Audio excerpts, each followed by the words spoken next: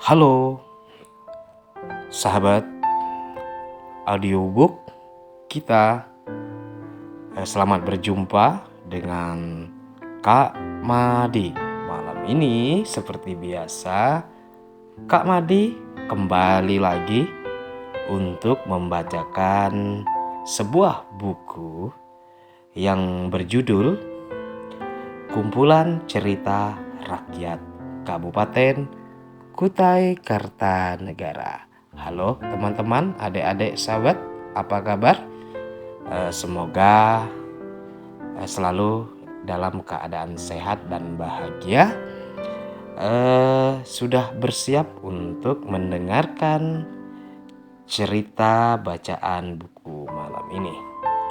Seperti biasa, Kak Madi akan membawakan malam ini salah satu cerita yang ada di dalam buku ini, di mana buku ini diterbitkan yaitu pemerintah Kabupaten Kutai Kartanegara, Dinas Kebudayaan dan Pariwisata tahun 2013. Di mana buku ini mempunyai daftar isi dengan jumlah 142 halaman. Dan salah satu ceritanya yang Kak Madi ingin baca adalah yaitu asal-usul, yaitu nama Genting Tanah. Siapa yang tahu, sahabat, teman-teman? Ya, ini adalah salah satu nama tempat yang ada di daerah Kabupaten Kutai Kartanegara. Bagaimana cerita? Tentunya ini menarik untuk disimak dan diambil hikmah ataupun untuk pendidikan dan penelitian saat ini dan akan datang. Nah, mari kita dengarkan sama-sama. Selamat mendengarkan. Oh iya, malam ini Kak Madi tampilkan video suasana malam Kota Raja Tenggarong, di mana malam Minggu. Semoga teman-teman bisa menikmatinya sambil mendengarkan bacaan yang Kak Madi bacakan malam ini. Oke, Kak Madi akan mulai dengan judul Genting Tanah.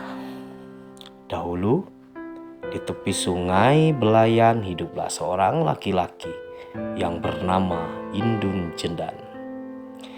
Laki-laki tersebut hidup sebatang kara. Untuk mencukupi kebutuhan hidup sehari-hari, dia berladang dan berkebun guna membantu menjaga kebun dari gangguan hama seperti babi, monyet, dan hama lainnya. Indun pun Jendan melihara seekor anjing. Hasil kebun dijual untuk membeli keperluan yang tidak dapat dihasilkan dari ladang atau kebun, sehingga keperluan hidup berupa bahan pokok dapat dipenuhi. Pada suatu hari, laki-laki itu pun dari kebun untuk beristirahat. Sambil beristirahat, dia ditemani oleh anjing peliharaannya. Entah setan apa yang merasuki laki-laki itu, hingga tidak terpikir dengan jernih dan benar sampai-sampai menggauli anjing peliharaannya. Akhirnya pun ia terjerumus dalam perbuatan yang sangat tidak terpuji serta memalukan. Maka anjing itu pun melahirkan bagian dada sampai kepala berbentuk manusia, sedangkan dari perut ke bawah berbentuk anjing. Teman-teman, sahabat, sebagai akibat dari perbuatannya, dewa pun memberikan peringatan dan teguran berupa musim kemarau yang berkepanjangan. Hari dan bulan berganti menjadi tahun, tanda-tanda akan turun hujan belum terlihat. bahkan kemarau semakin menjadi-jadi. Akibatnya, ladang dan kebun milik warga tidak menghasilkan atau gagal panen sehingga masyarakat mulai kelaparan.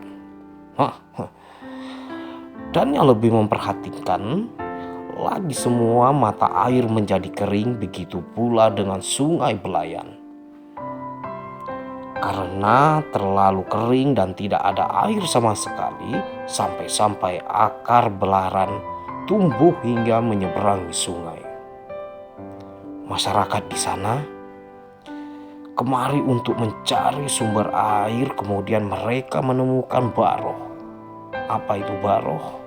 Baroh itu adalah cekungan yang pada tanah terisi air.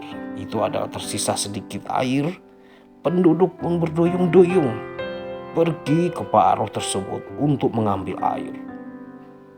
Karena penduduk takut air kering, mereka memasang atap kacang. Nah, teman-teman, saudara, adik-adik, apa itu atap kacang? Atap yang terbuat dari daun, yaitu atap yang terbuat dari daun bengkuang untuk melindungi dari terik matahari. Karena hanya disitulah satu-satunya sumber air, maka penduduk setempat saling bunuh untuk memperebutkan air di lembah tersebut. Namun air terus mengering hingga yang tertinggal hanyalah tanah liat, mengakibatkan penduduk hanya dapat memakan tanah liat yang mereka olesi dengan madu-madu. Karena diambil terus-menerus, maka tanah liat di Baroh itu hampir habis. Keadaan pun menjadi memprihatinkan. Ketika keadaan sudah semakin genting, turunlah hujan hingga orang tidak mengambil tanah di tempat itu. Oleh sebab itu, daerah itu disebut dengan genting tanah. Nah, teman-teman, itulah asal-usul nama genting tanah. Sampai sekarang nama itu masih ada. Sampai di situ cerita Kak Madi, bacaan yang buku yang Kak Madi bacakan malam ini, malam Minggu. Semoga teman-teman yang di rumah dimanapun berada bisa terhibur dan bisa mengambil dari cerita bacaan ini. Kak Madi akan kembali lagi nanti dengan tentunya tulisan lainnya. Semoga teman-teman selalu berbahagia. Selamat berjumpa, sampai berjumpa di audio book kita. Assalamualaikum warahmatullahi wabarakatuh.